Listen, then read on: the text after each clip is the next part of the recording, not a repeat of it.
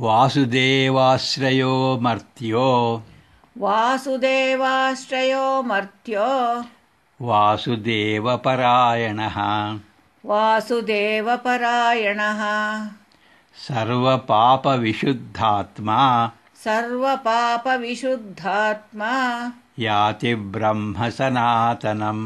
ಯಾತಿ ಬ್ರಹ್ಮ ಸನಾತನಂ.